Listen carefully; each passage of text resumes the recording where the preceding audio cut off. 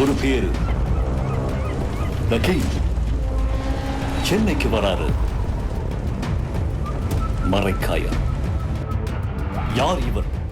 சேலத்துல ரேஷன் கடையில போய் வந்து மாமூல் கேட்ட தாவேக்கா நிர்வாகி 3000 மாமூல் கேட்டிருக்கீங்க. இவரு டிவிக்கு கட்சிக்காரன்னு சொல்லி எவ்வளவுப்பா பணம் கேட்டாங்க? 3000 ரூபாவா? அவரு தாவேக்கா நிர்வாகி. ஆமா, அப்படிதானே சொன்னீங்க. அவரை பார்த்தாலே தெரியுது குடிச்சிட்டு. ஆமா, என்னங்க இப்படி குடிச்சிட்டு வண்டி ஓட்டலாமா ஒரு முதல்வரா இருந்துட்டு? அதுலயும் நம்ம ஐடிவிங்க அவங்க லைட் போட்டுட்டு வண்டி ஓட்டலாம், லைட்டா போட்டுட்டு வண்டி ஓட்டவே கூடாது. எல்லாத்துலயுமே இந்த இது வந்து இருக்கு. நம்மளும் வன்மையா கண்டிச்சுக்கலாம். இந்த மாதிரி ஐஸ் டீ குடிச்சிட்டு வண்டி ஓட்டாதீங்க. ஐஸ் டீ கூட இல்லைங்க, ஒரிஜினல் போட்டோ கூட இருக்குதுங்க. அது வந்துருச்சு. என்னது? அது வந்து ஃப்ரூட்ஸ். அது ஒன்னு சைடிஷ்ன்றாதீங்க. அது ஆமா, சைடிஷ் தான். அப்படிதான் பேசுவோம் நாங்க. இங்க ஒருத்தர் எதிர்கட்சியா வச்சிருக்காங்கல்ல, அவர் இதுக்கு சரிப்பட்டு வர மாட்டாருன்னு தெரிஞ்சு போச்சு. இது வேற மாதிரி தான் எடுத்துட்டு போகணும், இது வேற ஏதா கொண்டு போகணும். அடுத்த ஆளுமையா வந்து இப்ப நாம தான் இருக்கணும். இனி வந்து பெண்களுக்கான களமா நம்ம கொண்டு போகலான்னு அடுத்த ஜெயலலிதா அம்மையார் மாதிரி ஒரு ஆளுமை மிக்க நபரா வந்து இவங்க வரலான்னு ஒரு பிளான் பண்றாங்க போல இருக்கு. அப்ப தௌலத்து அவ்வளவுதான். ஐயோ, அவன் வேற வீரவசனம் எல்லாம் பேசி வச்சிருக்கானே. நோ, உதயனா தம்பினா ஆதினா தம்பினா நான்ன்ற மாதிரி பேசி வச்சிருக்கானே. ஊரே உப்பாரி வச்சிருக்கு. யாருக்காக? தலைவனுக்காக, குளத்தூர்காரருக்காக. அவரை வந்து சாந்திப்படுத்துறதுக்கு முதல்ல இருந்து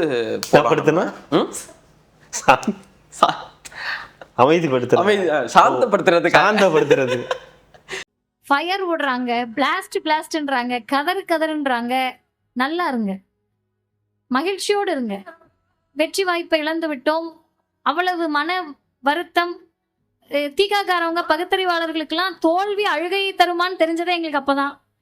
தண்ணியா நீர் அந்த இதுவா அது வைக்கிறதுக்கு போறோம். அதனால வந்து வந்துருங்க. கூலிங் வாட்டர்னா பெருசா ஒண்ணும் இல்ல, பானையில தண்ணி ஊத்தி வச்சிருப்போம், அவ்வளவுதான் இருக்கு. ஓ, அதுதான் கூலிங் வாட்டரா? நான் கூட யோசிச்சுட்டு இருக்கேன், என்ன கூலிங் வாட்டர்ன்றாங்களே என்னன்னு. அப்படின்னா இந்த அமுக்கி குடிப்போம்ல இந்த. இல்லையா, அதெல்லாம் உடனே நீங்க அதெல்லாம் நம்ம ஊர்ல ஹைடெக். நாங்கெல்லாம் பண்ண பெரிய தப்பு என்ன தெரியுமா? இந்த சின்ன பயலோ சண்டை போட்டும் போது இந்த பயலோல போய் போலீஸ் ஸ்டேஷன்ல எந்த பிரச்சனையும் இல்லாம இன்ஸ்பெக்டர்கிட்ட காசை கொடுத்து அதை கொடுத்து இதை கொடுத்து அழைச்சிட்டு வந்தோம். இந்த ஒரு பய கூட நம்மளுக்கு ஓட்டு போடல. இந்த திருட்டு பயலெல்லாம் விட்டுருந்தோம்னா அவனும் அக்யூஸ்ட் ஆகி எல்லாம் ஜெயிலில் இருந்திருப்பான். அவன் அக்யூஸ் ஆகி எத்தனை பேரை நான் போய் ஸ்டேஷன்ல அழைச்சு வந்திருக்கேன் தெரியுமா? அவன் என்ன சொல்றாரு, நம்ம வந்து போலீஸுக்கு காசை கொடுத்து வச்சு கொடுத்து இவனை வந்து வெளியே கூட்டு வந்தோம், அவனுக்கு நன்றியே இல்லை, அவன் ரவுடி பயிலா போயிருப்பான் அப்படின்னு. கரெக்டான், பண்ணதெல்லாம் கட்ட பஞ்சாயத்து பண்ணது, காசு கொடுத்தது எல்லாத்துக்கும் வந்து சொல்லிட்டு இனிமே நம்ம வந்து எவனுக்கு எதுவும் பண்ணக்கூடாது, எதிர்கட்சிக்காரனுக்கு எதிர கட்சியில் இருக்கிறவனுக்கு எதுவும் பண்ணக்கூடாது, பண்ணிக்க உன்னையார் வேணாம், நீங்க தான் அவ்வளவு தைரியமானவங்கன்னா ஜெயிச்சுட்டு போங்க. ரெட்ரோலுக்ஸ் குடும்பங்களுக்கு வணக்கம். இன்றைய கார்த்திக் விஷன் நிகழ்ச்சியில் தமிழகத்தில் நடக்கும் அரசியல் நிகழ்வுகளை பற்றி பேசலாம். வணக்கம் கார்த்திக். வணக்கம் ஜோ. ரெட்ரோலுக்ஸை தொடர்ந்து சப்ஸ்கிரைப் பண்றவங்களுக்கு மிக்க நன்றி. பண்ணாதவங்க சப்ஸ்கிரைப் பண்ணிட்டு வீடியோக்களை பாருங்க, லைக் பண்ணுங்க, ஷேர் பண்ணுங்க, கமெண்ட் பண்ணுங்க. சூப்பர் தேங்க்ஸ் பண்றவங்களுக்கும் மிகப்பெரிய நன்றிகள். நிறைய வீடியோ நம்மளுக்கு கட் ஆகி பயங்கரமா சோஷியல் மீடியால, இன்ஸ்டால, இது மாதிரி ஓகே, இன்ஸ்டால பயங்கரமா அது போயிட்டு இருக்குன்றத பாக்குறோம். அதுவே கூட சில நேரத்துல பஞ்சாயத்தா ஒருத்தர் வந்து மெசேஜ் பண்ணியிருந்தார்ல, ஆமா நாங்க இந்த மாதிரி உங்களை போடுறோம், எங்களை வந்து திட்டுறாங்க, நீங்க ஏதோ காசு கொடுத்தா அப்புறம் நீங்க ரூட் மாஃபியா இல்லையா? மாஃபியா தான், ஆனா ரூட் இல்ல. அப்படிதான் சொல்லிட்டு தெரியுறாங்க. டிஎம்கே என்டிகே எல்லாம் வந்து திட்டுறாங்களாம். அத நம்ம என்ன சொல்றாரு, நீங்க இதை சொல்லுங்க, இதை சொல்லி நான் என்ன சொல்றதுன்னு எனக்கு தெரியலையே. எப்படிங்க நம்ம வந்து ஒவ்வொரு சேனல்கிட்ட போய் நாங்க பேசுறதெல்லாம் நம்ம ப்ரொமோஷனா நம்ம இல்ல, இதை பத்தி நீங்க பேசுங்க, இது நீங்க வந்து இந்த மாதிரி நீங்க காசு கொடுத்து நாங்க வந்து பண்றோம், நாங்களா எடுத்து பண்றோம். ஆமா, நீங்களா எடுத்து பண்றீங்க, எதுவும் சொல்லல. இதெல்லாம் வந்து இந்த மீடியாக்குள்ளே இருக்கக்கூடிய விஷயங்க. உங்களை பிடிச்சவங்க பிடிக்காதவங்க ஏகப்பட்ட பேர் இருப்பாங்க. நம்மளை கமெண்ட்ஸில் கூட தான் நிறைய பேர் வந்து திட்டுறாங்க. அதுக்காக வந்து வீடியோ போடுறதை நிறுத்திட முடியுமா, இல்லை சொல்கிற விஷயங்களை வந்து நிறுத்திட அது முடியாது. அதே மாதிரி தான் நீங்கள் எங்கள் வீடியோக்களை கட் பண்ணி போடுறீங்கன்னா அது உங்களுக்கும் வந்து ஏதாவது இது வரதான் திட்டதான் செய்வாங்க, அந்த மாதிரி வரதான் செய்வாங்க. அதெல்லாம் பார்த்துக்கிட்டு இருக்க முடியாது, போயிட்டே இருக்க வேண்டியதுதான், அடுத்த கட்ட நடவடிக்கை நோக்கி போயிட்டே இருக்க வேண்டியதுதான். தட்டி விடு அவ்வளோதான், தட்டி விடு தமாசா இருக்குன்ற மாதிரி இந்த மாதிரி போயிட்டே இருக்க வேண்டியதுதான். கத்தட்டும் கொஞ்ச நாள். வேற என்ன, அதே மாதிரி உலகத்திலேயே நான் ஒரு ஆளை இன்னைக்கு தான் பார்த்தேன். உடம்பு சரியில்லாத அன்னைக்கு புது ட்ரெஸ் எல்லாம் போட்டுக்கிட்டு ஏதோ பிறந்த நாள் கொண்டாட்டம் பண்ற மாதிரி வந்திருக்காரு. அவரை பத்தி அப்புறம் பேசுவோம். பேசியாச்சு, இதுக்கு மேலே என்ன பேசுறேன். இல்லைங்க, வரக்கூடாதுன்னு தான் பார்த்தேன் நான். சரி ஓகே, இன்னைக்கு ஒரு நாள் ரெஸ்ட் எடுக்கலாம் அப்படின்னு தான் பார்த்தேன். ஆனால் வாசன் இப்போ எனக்கு கொஞ்சம் முக்கியமான வேலை இருக்கு அப்படின்னு சொல்லுவாங்கல்ல, இது இவ்வளோ கண்டென்ட்டை வச்சுட்டு நம்ம இன்னைக்கு வராமல் இருந்தால் அது வந்து தப்பாயிரும் அப்படின்றனால தான் வந்துட்டேன்.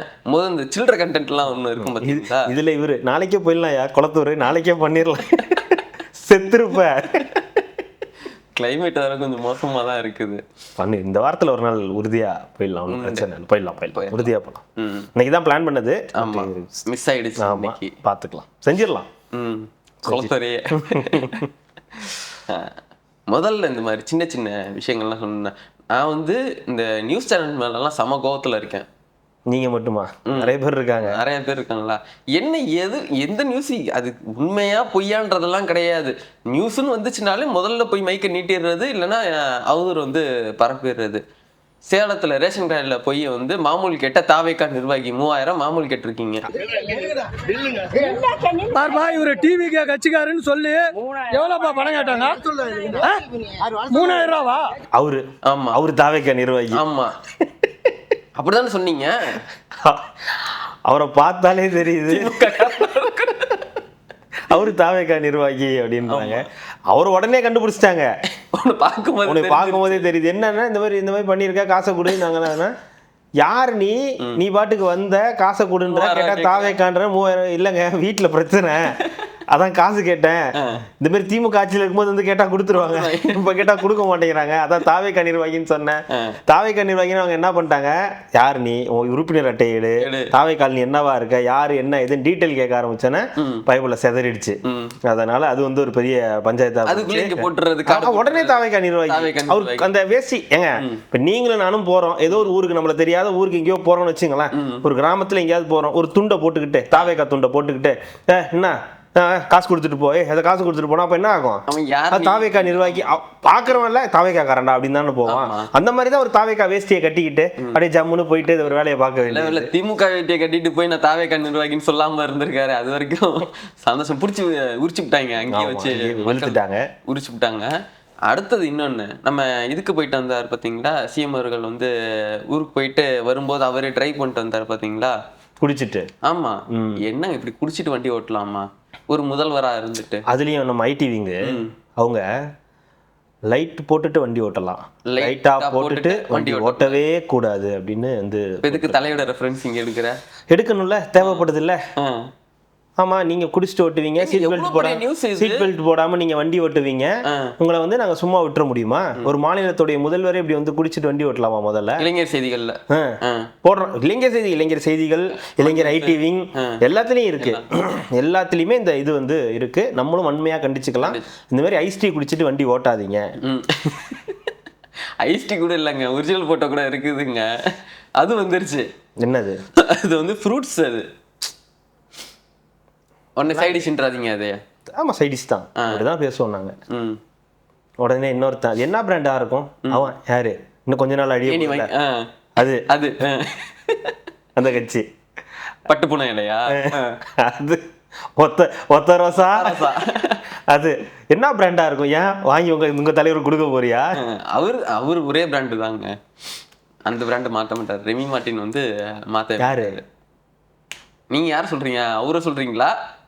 இவர் அண்ணன் சொல்றீங்க? அண்ணன் இல்லைங்க, இந்த பக்கம் இலையா, அவருக்கு அவங்க டீம் என்ன பிராண்டா இருக்கும் அப்படின்னு. இந்த விடுங்க, இவங்க வேற. அவர் சித்தப்பா அடிக்க மாட்டாருங்க. சித்தப்பாலாம் இல்ல, ஒரு மாநிலத்துடைய முதலமைச்சர் அவர் வந்து அந்த காரை ஓட்டுறாரு, ஓகேங்களா? அவர் வந்து அவருக்கு தெரியாதா? எங்க உங்களுக்கும் எனக்கும் தெரியும் போது, நாட்டில் இருக்க குடிமகன்களுக்கு தெரியும் போது, ஒரு முதலமைச்சரா இருக்கக்கூடிய நாம இப்படி ஒரு வேலையை பண்ணுவோம் அப்படின்னு அவருக்கு முதல்ல தோணுமா? அது முதல்ல பண்ணுவாங்களா யாராவது? ஒரு கொஞ்சமாவது அடிப்படை அறிவு வேண்டாம்? அப்படி ஒரு எவனாவது ஒருத்தன், அதாவது சாமானியம் பண்ணுவான், யாருனே தெரியாத ஒருத்தன் நம்மள இருந்து பண்ணுவான். ஆனா ஒரு முதலமைச்சராக இருக்கக்கூடியவங்க, ஒரு புரோட்டோகால் இருக்கக்கூடிய ஒரு மனிதர், அவர் கார் ஓட்டுறாரு, அவர் வந்து எதுவும் வச்சு இதே தானே நீங்க இதுலயும் சொன்னீங்க, ஒரு பிரச்சாரத்துக்கு போகும்போதெல்லாம் பேக்ல ஒண்ணு வச்சிருக்காரு, கவர்ல ஒண்ணு வச்சிருக்காரு, க்ளோஸ் பண்ணி எடுத்துட்டு போறாரு, ஃபிளைட்ல போகும்போது இப்படி இது பண்ணி குடிப்பாரு. நீங்க எப்பெல்லாம் அவருக்கு இந்த முத்திரையை குத்துற நினைக்கிறீங்களோ அப்பெல்லாம் நீங்க அசிங்கப்பட்டும் செருப்படி வாங்கிட்டு தான் போறீங்க.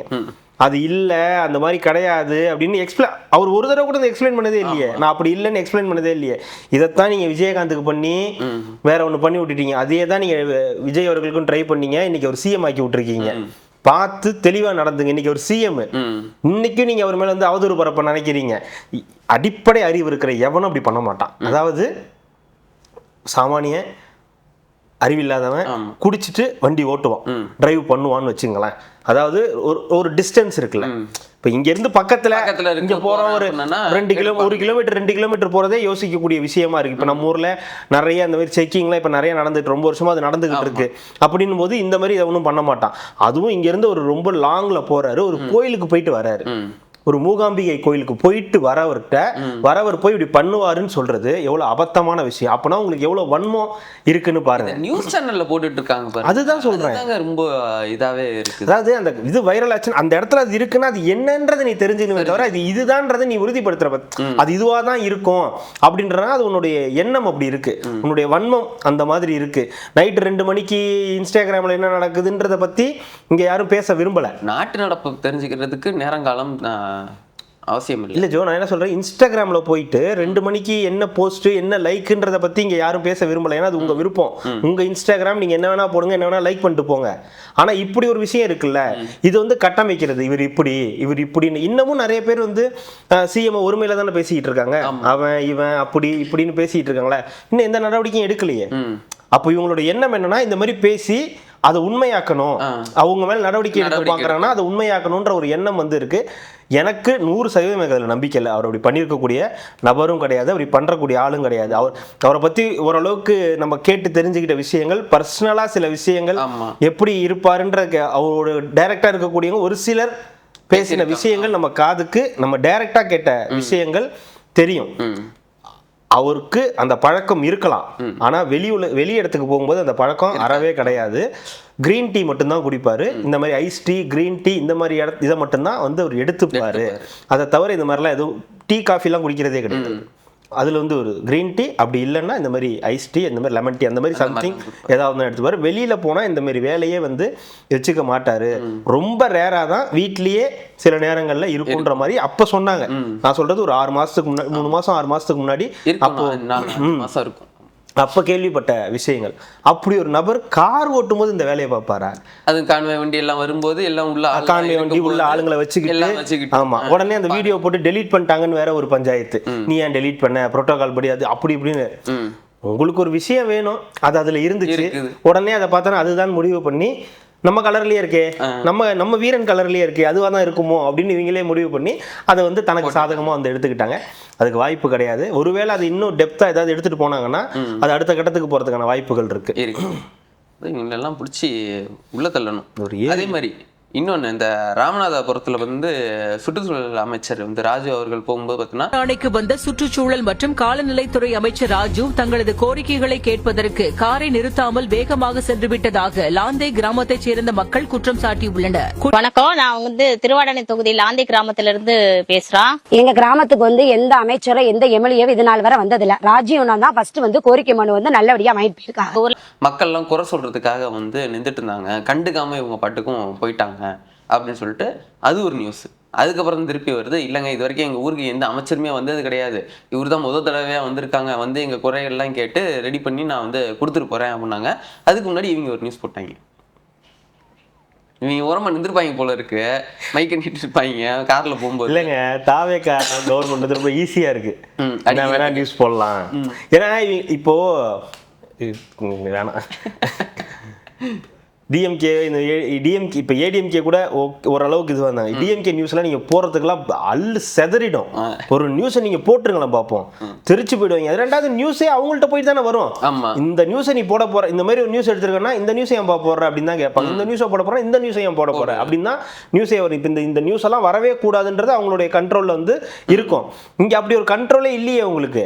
எந்த நியூஸ்னாலும் எவனாவது ஏதாவது ஒன்று பண்ணிட்டு தாவேக்கா நிர்வாகி இப்படி ஒன்று பண்ணிட்டார். யார் அந்த தாவேக்கா நிர்வாகினா அது 95 வயசு அவருக்கு தாவேக்கா நிர்வாகி அவர் இப்படி பண்ணிட்டாருன்ற நியூஸ் எடுத்துருந்து வரீங்க.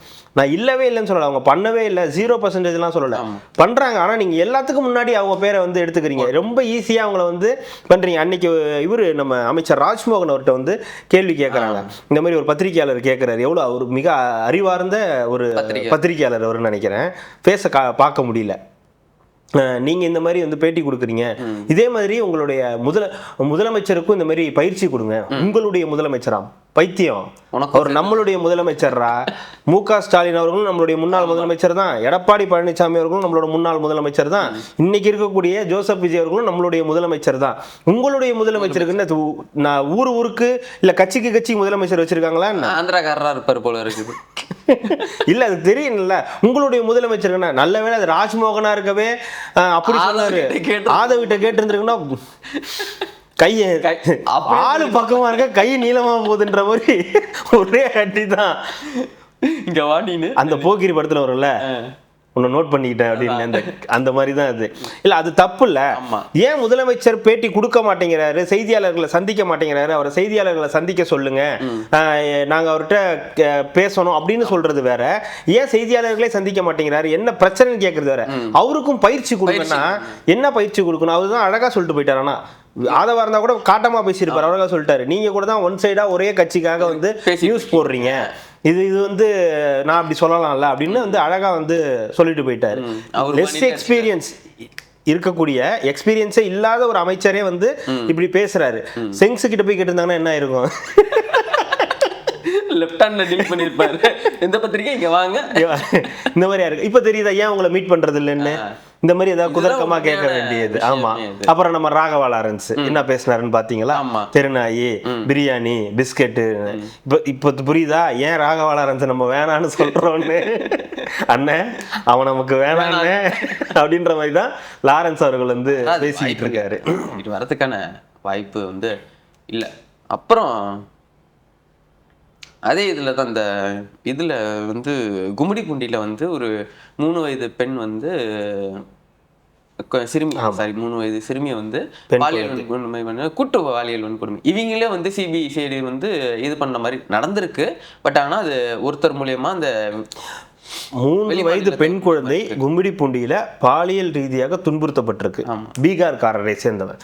அந்த பாலியல் ரீதியாக துன்புறுத்தப்பட்ட குழந்தையும் அந்த ஒரு வடநாட்டை சேர்ந்த ஒரு பெண்ணா தான் வந்து இருக்குன்னு சொல்றாங்க. ஆனா அதுக்குள்ளாரையே கூட்டு பாலியல் வன்கொடுமை, இது வந்து பல பேரால வந்து நடந்துருச்சு, நாடு நாசமா போயிடுச்சு, அப்படி ஆயிடுச்சு இப்படி ஆயிடுச்சுன்னு கனிமொழி அவர்கள் வந்து பேச ஆரம்பிச்சுட்டாங்க. அடுத்து பூந்தமல்லியில் ஒரு சம்பவம் நடந்திருக்கு, 7 வயது சிறுமிக்கு ஒரு சம்பவம் வந்து நடந்திருக்கு. இதுவும் வந்து கண்டிக்கக்கூடிய, அதாவது நம்ம தொடர்ந்து சொல்றோம், நீங்க எதுல வேணாலும் கோட்டை விடுங்க, இந்த விஷயத்துல கோட்டை விடாதீங்க. இது பெரிய பிரச்சனையா போயிட்டு இருக்கு, நாளுக்கு நாள் இது அதிகரிச்சுக்கிட்டே இருக்கு. எங்க ஏதாவது ஒன்று நடந்தாலும் இந்த மாதிரி சிறுமிகள் பெண்கள் சிறுமிகள்னும் போது அது உங்களுக்கு பெரிய பிளாக் மார்க்கா மாறும். இதுக்கு உடனடியாக அதாவது சீக்கிரம் நடவடிக்கை எடுங்க. இதற்கு தகுந்த சட்ட நடவடிக்கைகளை உடனே மேற்கொள். 2 பேரையும் அரெஸ்ட் பண்ணிட்டாங்க, உடனடியாக அரெஸ்ட் பண்ணி எல்லாம் நடந்துருச்சு.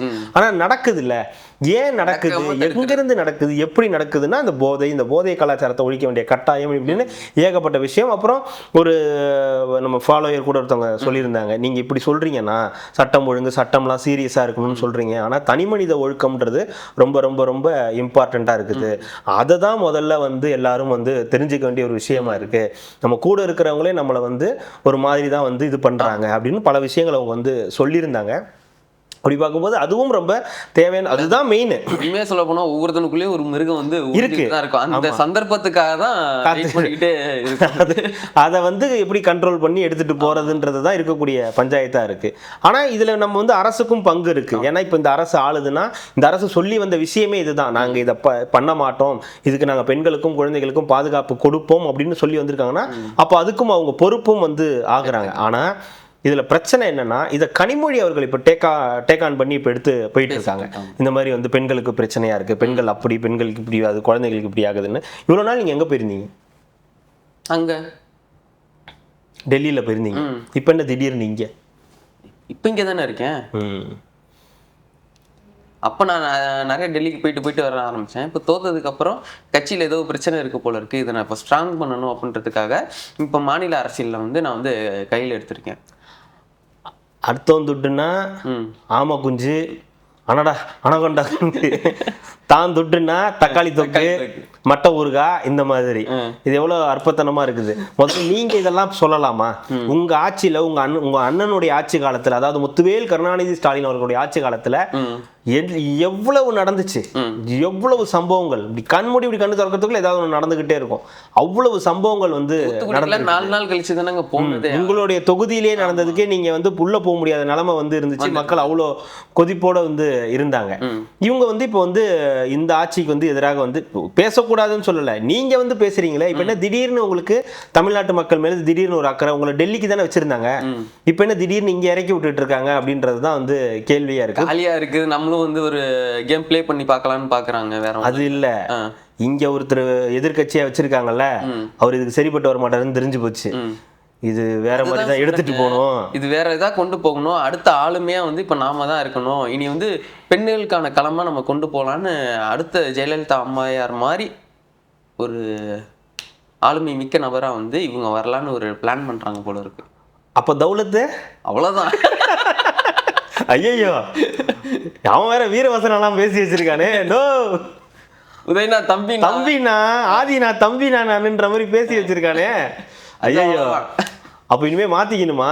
நோ இல்ல தம்பிக்கா இல்ல இவரு முன்னாள் முதலமைச்சருக்கே ஒரு டவுட் வந்திருக்கும். என்னன்னு? உதயனா மேல.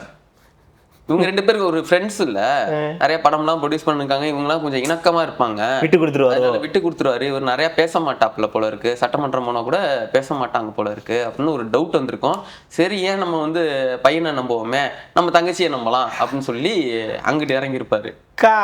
தம்பிக்கா, கனியக்கா தம்பி இந்த மாதிரி இதுன்னு.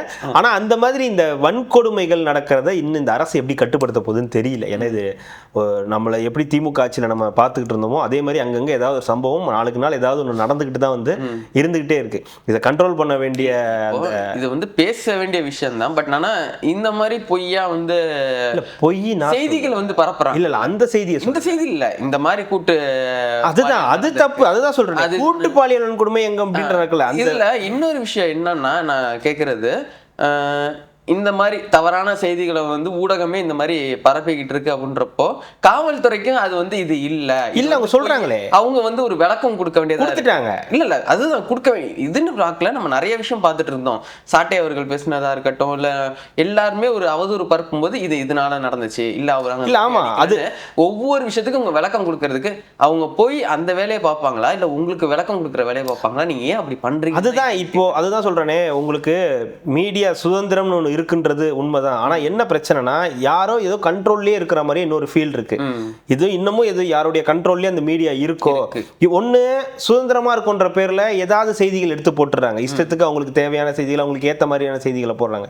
இல்லைன்னா கண்ட்ரோல்ல இருந்துகிட்டு இந்த மாதிரியான செய்திகளை சொல்றது, கூட்டு பாலியல் வன்கொடுமை, இது ஒரு தாவேகா நிர்வாகி, தாவேகா பிரமுகர் அப்படின்னு நடந்திருக்குது. சேலத்துல நடந்தது, இந்த மாதிரியான சம்பவங்கள்லாம் இருக்குது, இல்லைன்னு சொல்லலாம். ஆனா அதையும் தாண்டி எல்லாத்துக்கும் முன்னாடியே தாவேகாவை போட்டுக்கிறதோ இல்ல இந்த மாதிரி தவறான செய்திகளை வந்து பரப்புறதோ, இந்த வேலைகளை வந்து தொடர்ந்து இவங்க வந்து இந்த ஊடகம் வந்து மெயின் ஸ்ட்ரீம் மீடியா, குறிப்பா மெயின் ஸ்ட்ரீம் மீடியா பண்ணிக்கிட்டு உண்மையா வந்து பயமுறுத்துறாங்கன்னு சொல்லலாம். அது இருக்கு. மக்களை வந்து இல்ல இந்த மாதிரி நடந்துகிட்டு இருக்குன்னு ஒரு பிம்பத்திலே, ஆமா இதை பாருங்க, இது போனா இப்படி ஆயிடும், நீங்க இப்படி போனீங்கன்னா இப்படி ஆயிடும், உங்க பொண்ணுங்க போனா இப்படி ஆயிடும், அந்த பிரச்சனை இருக்கு ஜோ. இங்க இந்த ஊர்ல இந்த பிரச்சனை இப்போ பெருசாயிட்டு இருக்குது. ஏன்னா அந்த போதை கலாச்சாரம் அதிகமாகி நாளுக்கு நாள் இந்த பாலியல் ரீதியான துன்புறுத்தல்ன்றது அதிகமாயிட்டு தான் இருக்கு. ஆனா அதை எக்ஸாக்சரேட் பண்ற மாதிரி வந்து செய்திகளை வெளியிடுறது, கூட்டு பாலியல் வன்கொடுமை நடந்துருச்சு, அப்படி ஆயிடுச்சு இப்படி ஆயிடுச்சுன்னு, நடந்த விஷயத்த ஒரு காலத்துல போடவே முடியல. ஆமா, அதை பத்தி நம்மளால பேசவே முடியல. அது ஒரு காலமா இருந்துச்சு.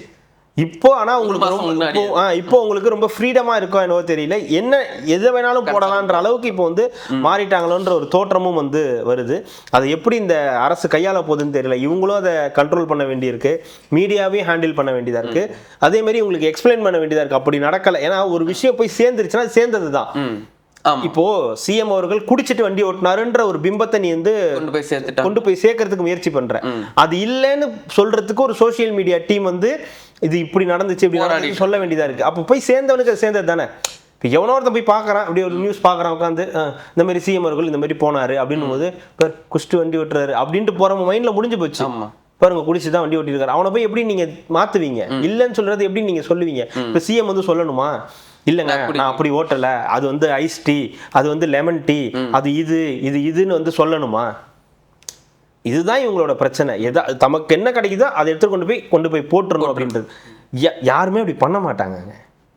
அதுவும் ஒரு பொசிஷன்ல இருக்கவங்க அப்படி பண்ண மாட்டாங்க.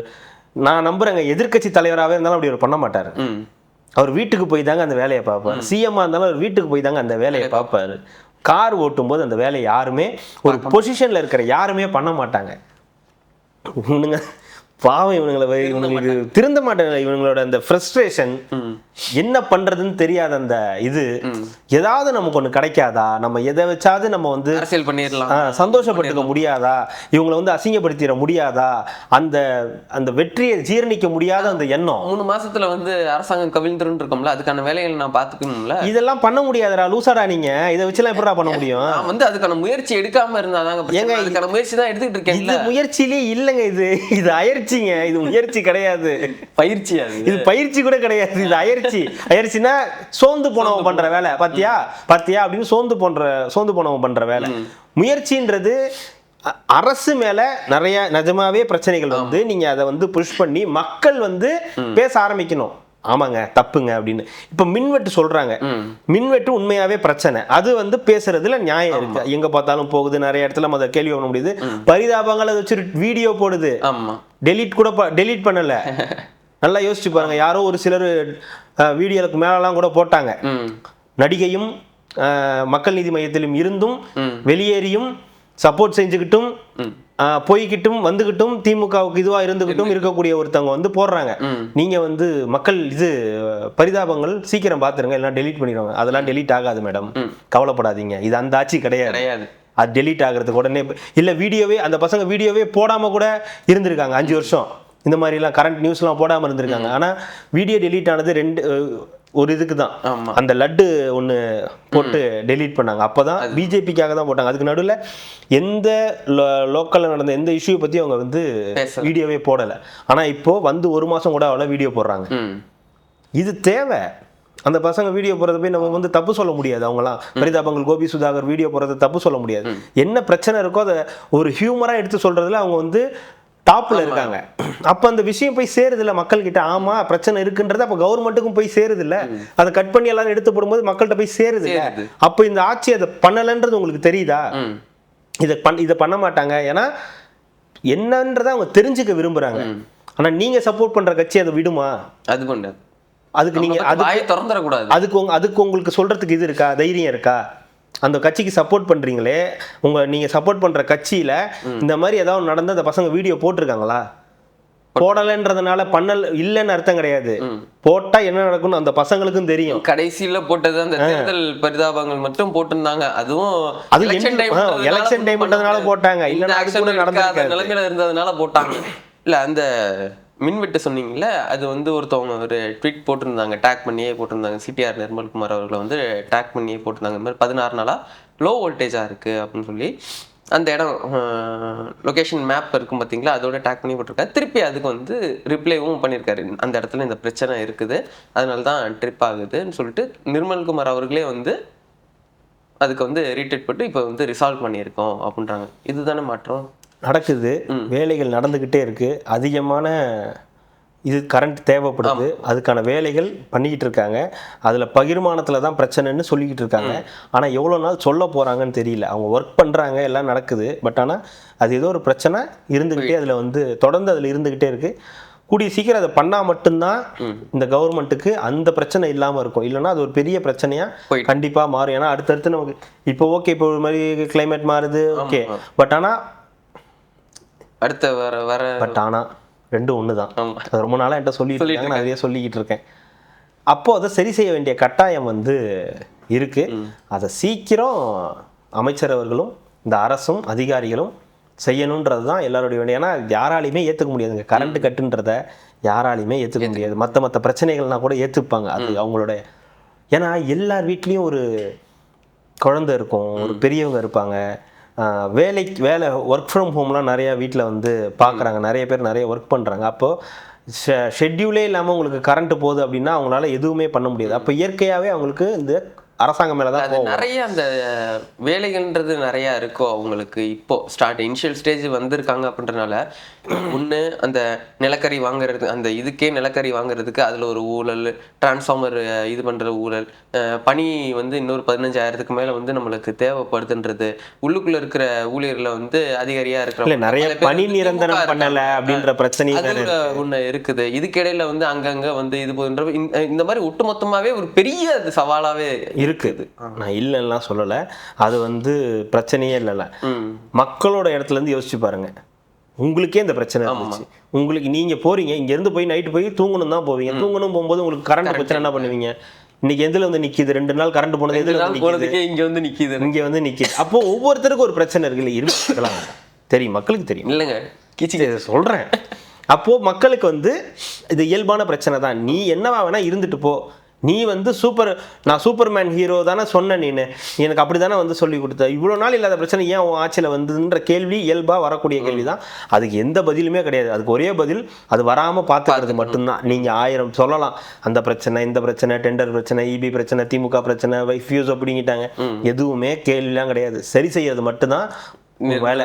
அதை நீ செஞ்சு கொடுத்துட்டு போயிட்டே இரு, உன்னை எதுவும் கேட்க மாட்டாங்க. அதுதான் அவங்களுடைய குரல். அப்ப நம்ம அதுக்கு தான் செவி சாய்க்கணுமே தவிர, இந்த பிரச்சனைங்க இது பிரச்சனைங்க, மின் மாற்றிங்க, அதிகமான இது பகிர்மானங்க, இபி ஒயரை பிடிங்கிட்டு போயிடுறாங்க, ஃபியூஸை திருடிட்டு போயிடுறாங்கலாம் கதை சொல்லவே முடியாது. கதை இல்லை, உண்மையாவே இருக்கலாம், ஆனா சொல்லவே முடியாது. சரி செய்யறது மட்டும்தான் நம்ம வேலையா இருக்கும். அதே மாதிரி இந்த போதைப் பொருள் சொன்னீங்களே, எனக்கே வந்து ஒரு யாரு இல்ல எனக்கேனா வாங்கிலாம் எதுவும் அனுப்பல, அந்த என்ன வேற இருக்கு. 2-3 பேர் சொல்லியிருந்தாங்க. எனக்கு இந்த ஊரு சரியா ஞாபகம் இல்லை. முன்னாடி இங்கே இந்த ஹேண்ட்ஸ் பேக்கெட்டு அது இதெல்லாம் இருக்குன்னா, இன்றைக்கி எங்கள் ஊரில் வந்து சுத்தமாக எங்கேயுமே கிடையாது, எல்லா இடத்துலையுமே ஸ்டாப் பண்ணிட்டாங்கன்னு சொல்லிட்டு எனக்கு ஒரு 2-3 பேர் மெசேஜ் பண்ணியிருந்தாங்க. அப்புறம் இன்னொரு ஏதோ ஒரு ஊரில் வந்து ஒரு எவ்வளோ போதைப் பொருளை வந்து பிடிச்சி வந்து ஃபுல்லாகவே அழிச்சிருக்காங்க. அதுக்கான நடவடிக்கைகளும் ஓரளவு போய்கிட்டு தான் இருக்குது. நல்ல விஷயங்கள் தான் இந்த மாதிரி. அதான் இது கிடைக்கிற, அதாவது கிடைக்காம இல்லை, அவங்க சொல்கிறாங்க இல்லை வித்தியாசமாக கிடைக்குதான். இப்பயா வித்தியாசமானா ரொம்ப ரெகுலர் கஸ்டமர், நம்பிக்கையானவர்கள், போட்டு கொடுக்க மாட்டாங்க அப்படின்னு அதுக்கு அடிக்ட் ஆனவங்க, அவங்களுக்கு மட்டும் கிடைக்குது. அது எப்படி எந்த ரூபத்திலேயாவது வந்து கிடைக்குதுன்றது இந்த இது இருக்கதான் செய்யுது. உள்ள வரத ஸ்டாப் பண்ணணும். அதான் நீங்க அங்க ஸ்டாப் பண்ணாதான் இங்க கொடுக்கறத வந்து ஸ்டாப் பண்ண முடியும். அதை விற்கிறவங்களுமே புரிஞ்சுக்கணும். முதல்ல இது வேணான்னு கவர்மெண்ட் சொல்லுதுன்னா ஏன்றதை அதை புரிஞ்சுக்கணும். லைசன்ஸ் முதல் கேன்சல் பண்ணி விட்டுரும், கடை வைக்கிறதுக்கோ இல்லை அதுக்கப்புறம் அந்த உரிமையெல்லாம். அதுதான், அது வந்து அதிகாரிகள் கையில தானே இருக்கு. அமைச்சர்கள் இதை பார்க்கலாம், இதை பண்ணுங்க, இதை பண்ணுங்க, சஸ்பெண்ட் பண்ணுங்கன்ட்டு போயிடலாம், அடுத்தவங்க வேலையை பார்க்க போயிடுவாங்க. இப்போ இந்த அதிகாரிகள் செஞ்சாங்களா இல்லையா, நான் வாங்க முடிச்சுட்டேன் சார்னா 1 வாரம் 10 நாள் கழிச்சு மறுபடியும் அவனை கடையை வந்து ஆரம்பிக்க வச்சிருவாங்க, இல்லை அது இதுவும் பண்ணாம போயிருப்பான். அந்த மாதிரி பிரச்சனைகள் வரதான் செய்யும். இப்போ பாருங்க 717 கடை வந்து க்ளோஸ் அப்படின்றது, ஓபன் பண்றீங்க, திருப்பி க்ளோஸ் பண்றீங்க, திருப்பி ஓபன் பண்றீங்க, 717 கடை. இந்த இத்தனை கடை மூடிய. சென்னையில் 82, கோவையில் 82, மதுரையில் 290. மதுரையில் தான் நிறைய இருக்காங்க போல. 290 கடை மதுரையில் க்ளோஸ்டு. அப்புறம் சேலம் அது இதுன்னு எல்லாருமே போட்டு ஒரு 717 கடையோட க்ளோஸ்டு நம்பரோட போட்டு கொடுத்துட்டாங்க. இதான்ப்பா கடை நம்பர், இந்த கடையை நாங்கள் க்ளோஸ் பண்ணிட்டோம் அப்படின்னு சொல்லி கொடுத்துட்டாங்க. ஸோ இது ஒரு வரவேற்புக்குரிய ஒரு விஷயம் வந்து பார்க்கணும். விக்னேஷ் அவர்கள் அமைச்சராக பதவியேற்று முதலமைச்சர் அவர்கள் சிஎம் ஜோசப் விஜய் அவர்களுடைய தலைமையில் முதல் ஒரு மாசத்துல இந்த ஒரு சம்பவம் நடந்திருக்கு அப்படின்றது ஒரு வரவேற்புக்குரிய ஒரு விஷயமா வந்து பார்க்கணும். நம்ம ஆளுங்க அதை விட்டுட்டு தான் அதுக்கு பதிலாக தான் அதுலேருந்து ஒரு கடையிலேருந்து எடுத்துகிட்டு போய் தானே கார் ஓட்டிட்டு போனாரு அப்படின்றான். சரி, அவனை என்ன பண்ண முடியும்? வளர்ப்பு அப்படி, அவனுக்கு வளர்ப்பு அப்படி ஒன்றும் பண்ண முடியாது அவனை. ஆமாம். ஸோ 717 கடைன்றது வெறும் 717 கடை இல்லை, இதை நிரந்தரமாக இந்த கடையை மூணுபடி தான் இருக்கணும். இதுக்கு பதிலாக வேற ஒரு இடத்துல இதை திறக்கிறதோ அதுக்கு பதிலாக ஆல்டர்னேட் ஆப்ஷன்ஸ் எல்லாம் வந்து பார்க்கக்கூடாது அப்படின்றதுனால அது ரொம்ப தெளிவாக இருக்கணும். 717 கடையை க்ளோஸ் பண்ணதன் மூலயமா பல குடும்பங்கள் வாய்ப்புகள் இருக்குது, நல்லா இருக்கிறதுக்கான வாய்ப்புகள் இருக்குது. அதாவது அப்படியே இது இல்லை, அந்த கடையை போய் குடிக்கணும் அப்படின்னு முடிவு பண்ணவன் அந்த கடை இல்லைன்னு சொன்னா சரி போ வீட்டுக்கு போவோம் அப்படின்ட்டு போயிட்டான்னா சந்தோஷம். ஏன்னா 290 கூட மதுரையில் மூடி இருக்காங்கன்னா அப்போ யோசிச்சு பாருங்க. இல்லைங்க, அது நம்பராகவே பார்த்தீங்கன்னா நம்மளுக்கு ஒரு 3500 கடை மொத்தமாக இருக்குதுன்னு நினைக்கிறேன். ஆட்சி வரும்போது 3500 சில்லற கடைகள் இருக்குமே, 4000 சில்லற தான் 4000 சில்லற இருக்குன்னா 4000லேயே ஒரு 700 கடை வந்து 1 மந்த்லேயே மூடுற, அடுத்த இன்னொரு 700 கடை வேணுமோ இன்னும் இந்த 6 மந்த் கேப்குள்ளேயே வந்து க்ளோஸ் பண்ணுறதுக்கான வாய்ப்புகள் இருக்குண்ணா. இப்போ எவ்வளோ 1500 கடை உங்களுக்கு மூடிட்டாங்கன்னா அது பெரிய சாதனை தான், உண்மையாகவே பெரிய ரெக்கார்டு தான். அது பண்ணுறது சாதாரண விஷயம் கிடையாது. அது மூடபடியாக இருக்கணும், அதில் வந்து எந்த விதமான காம்ப்ரமைஸும் இருக்கக்கூடாது அதுன்றத. ஏன்னா இதுக்கு பதிலாக நாங்கள் வந்து ஹைவேஸில் திறக்கிறோம், ஈசிஆர் ரோட்டில் கண்ணுக்கும் படாத இடத்துல நாங்கள் வந்து திறக்கிறோம், மலை மேலே கொண்டு போய் வைக்கிறோம்னு வைக்காம க்ளோஸ்டுனா க்ளோஸ்ட் முடிஞ்சிருச்சு. அதே மாதிரி 200 பணியாளர்களை சஸ்பெண்ட் பண்ணியிருக்காங்க, எக்ஸ்ட்ரா காசு வாங்கினதுக்காக 10 ரூபா 20 ரூபா எக்ஸ்ட்ரா வாங்குறாங்கன்றதுக்காக 200 பேரை வந்து சஸ்பெண்ட் பண்ணியிருக்காங்க. அது கொஞ்சம் படிப்படியாக குறையுதுன்னு நினைக்கிறேன். அந்த 10 ரூபாய் வாங்குறது வந்து இருக்கு, இருந்துட்டு தான் இருக்கு. அவங்க அது வந்து கொஞ்சம் கொஞ்சமா அது பழகின விஷயம் இல்ல, இத்தனை வருஷமா ஊறி போச்சு இல்ல. அதுல வாங்கி உங்களுக்கு 150 ரூபா அப்படி 150 தானே, இல்லப்பா 160பா, ஐயோ 10 ரூபா எக்ஸ்ட்ரா என்ன சரி இருந்தா 150 அப்படின்னு இப்போ ரியலைஸ் பண்ண முடியாது. இன்னமும் சில பேர் திமிரா பேசிட்டு இருக்காங்க, இல்லைங்க அப்படிதான் நீ எங்க வேணா கம்ப்ளைண்ட் பண்ணிக்க வச்சுக்கோ பண்றாங்கன்றாங்க. அதனால தான் 200 பேர் 20 நாள்ல சஸ்பெண்ட் ஆயிருக்காங்க. பண்ணாம இருக்கிறது அவங்களுக்கு நல்லது. அதுதான் வந்து ஏன்னா அவங்களுக்கு ஏற்கனவே சொன்னதுதான், அவங்களுடைய சம்பளமும் கம்மியா இருக்கு, அவங்களுடைய சம்பளத்தையும் வந்து உயர்த்தி கொடுத்தா இந்த மாதிரி பிரச்சனை இருக்காதோ என்னவோ, அதையும் சரி சொல்லியிருக்காங்க. அடுத்தது விஜயபாஸ்கர் அவர்களும் சிவி சண்முகம் அவர்களும் ஏன் எடப்பாடி அவர்கள் பயப்படுறாரு, மறுபடியும் ஆரம்பிச்சிட்டாங்கன்னு நினைக்கிறேன் திருக்கி போட்டு அடிக்கிறதுக்கு. இவர் வந்து பொதுக்கூட்டமே கூப்பிடுறதுக்கு நீங்க பயப்படுறீங்களே, வாட் ரீசன் பண்றீங்க? ஏதோ முடிவு எடுத்துட்டாங்க, அந்த முடிவு எடுத்ததுனால அவரை போட்டு பொழந்துகிட்டு இருக்காங்க. அவரும் முடிவு பண்ணிட்டாரு செயற்குழு பொதுக்குழு கூட்டக்கூடாதுன்னு, இவங்களும் முடிவு பண்ணிட்டாங்க போட்டு பொழக்கிறதுன்னு. சரி இருக்க போற கொஞ்ச நாள்ல ஏதாவது போட்டு அடிப்போம்னு சொல்லிட்டு பயங்கரமா போட்டு அடிச்சுக்கிட்டு இருக்காங்க. விஜயபாஸ்கர் அவர்கள் இன்னைக்கு ஒரு ட்வீட் கூட போட்டிருந்தாரு, இந்த மாதிரி இப்போ கேள்வி கேட்பவர்களே வந்து பகைவர்களாக பார்க்கறதெல்லாம் வந்து இதெல்லாம் வரலாறுல வந்து பேச மாட்டாங்க அப்படி இப்படின்னு போட்டிருந்தாரு. அவரை பத்தின வரக்கூடிய செய்தி என்னவா இருக்குன்னா, 18ஆம் தேதி அப்படி இல்லைன்னா 22ஆம் தேதி சிஎம்மோட பர்த்டே அன்னைக்கு போய் இணையிற மாதிரியான விஷயங்கள் இருக்கலாம் அப்படின்னு வந்து பேசப்படுது. அதே மாதிரி நம்ம இவரு சொன்னோம்ல தமிழ் மாநில காங்கிரஸ் அவரும் வந்து விலகிட்டாரு. ஸோ அவரும் கூடிய விரைவில் வந்து வரத்துக்கான வாய்ப்புகள் வந்து கட்சியிலேயே காங்கிரஸ்ல இருந்து பிரிச்சது தானே. இங்க பாருங்களேன், டிடிஏ இவர் நம்ம ஜி.கே. வாசன் ஒரு 600 பேரை கூட்டி இந்த மாதிரி வந்து தேசிய ஜனநாயக கூட்டணியிலிருந்து நம்ம விலகிறோம் அப்படின்ற ஒரு முடிவை வந்து எடுத்திருக்காரு. 600 பேர் வந்திருக்காங்க. அதுக்கு மொத்த பேர் இங்க வந்துட்டீங்கன்னா கட்சியில் இருக்கிற மொத்த பேரும் 600 பேரும் இங்கே இருக்கீங்களே, என்ன விஷயம் எல்லாரும் கேட்டிருக்காங்க. இல்லை நம்ம தேசிய ஜனநாயக கூட்டிலேருந்து நட்போடு வந்து விலகிறோம். அது என்ன நட்போடு விலகிறாருன்னு தெரியல. காசு விட்டுனதுக்கு அப்புறம் என்ன இல்லை முடிஞ்சிருச்சு.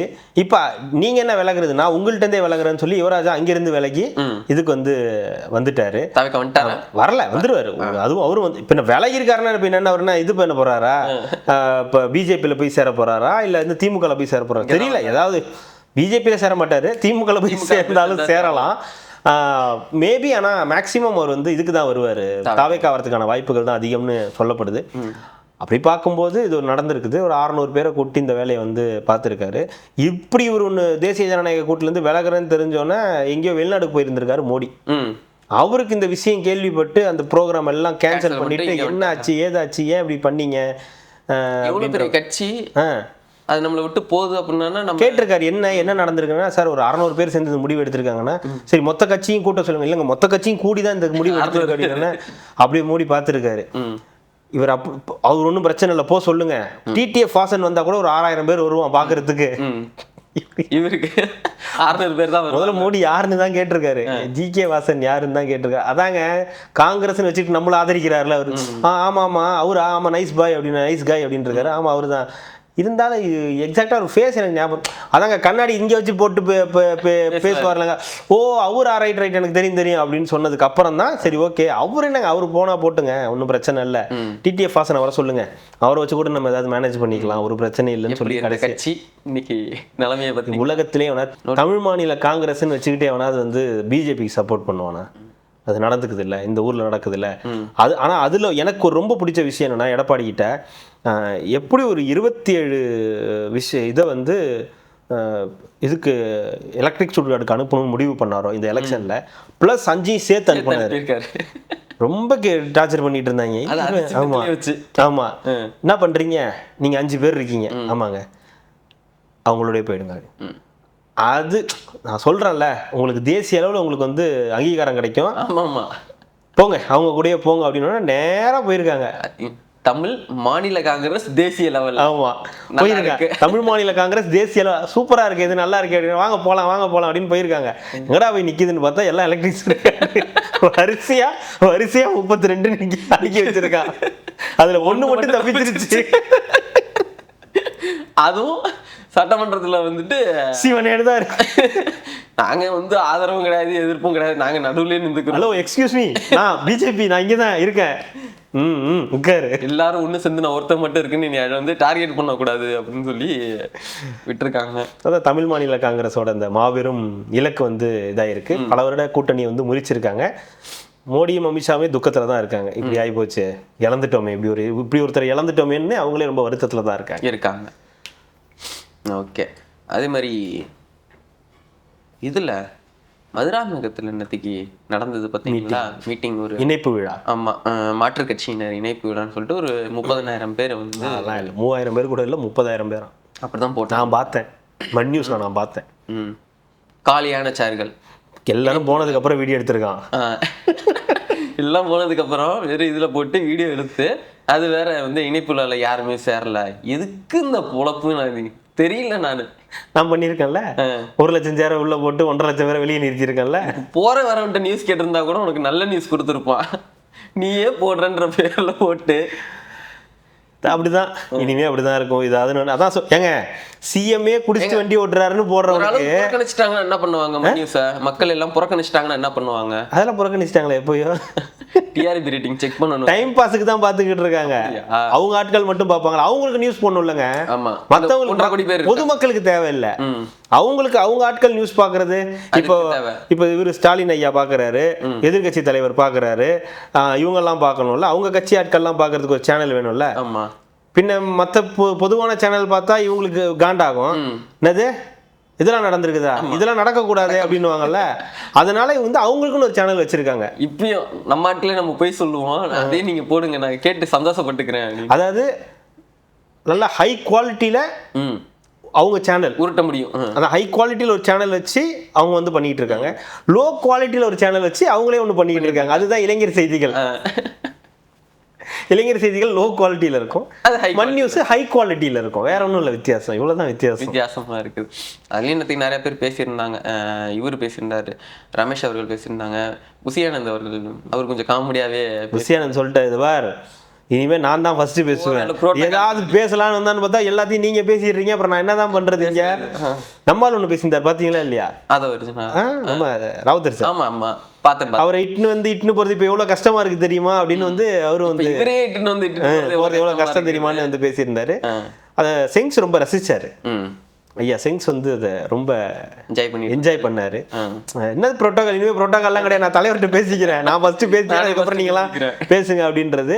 ஆனா என்னன்றாங்க, உடனே செங்ஸுக்கு வந்து ஐயா செங்ஸுக்கு வந்து இதெல்லாம் இதாகல, அவரை வந்து அமைச்சரவையில் 5வது இடத்துல போட்டாங்க, அவர் காண்டில் இருக்காரு, நான் இந்த கட்சியில யாருன்னு எனக்கே தெரியல, என்னை எதையும் கேட்க மாட்டேங்கிறீங்க, வைக்க மாட்டேங்கிறீங்கன்னாரு. நீங்க தானே எல்லாமே அப்படின்ற மாதிரி ஒரு சென்டரா உட்கார வச்சு எல்லாருமே வந்து இது பண்றாங்க. கட்சினா சின்ன சின்னது ஏதாவது இருக்கதான் செய்யும், அதுக்கு என்ன பண்றது? இந்த மாதிரிதான் பண்ணிட்டு இருக்காங்கல்ல. அது வேற. அப்புறம் வேளச்சேரி டு தாம்பரம் ரோட்டுக்கு வந்து மேஜர் முகுந்தன் அந்த அவரோட வந்து நேம் வந்து வச்சுட்டாங்கன்னு நினைக்கிறேன். அது வந்து இது பண்ணிட்டாங்க, அதுக்கு ஒரு வாழ்த்துக்கள் அது வந்து பண்ணிட்டாங்க. சரி, இப்போ கண்டென்ட்குள்ள போலாமா? 3/4 மணி நேரம் பேசி இப்பதான் கண்டென்ட்டுக்கு போறோமா? ஆமா. என்னாச்சு? என்ன ஆகலன்னு கேளுங்க இந்த 2 நாளா. ஏன் என்னாச்சு? நான் பஞ்சாயத்து ஊரே உப்பாரி வச்சிருக்கு. யாருக்காக? தலைவனுக்காக, குளத்தூர்காரருக்காக. அவரை வந்து சாந்திப்படுத்துறதுக்கு முதல்ல இருந்து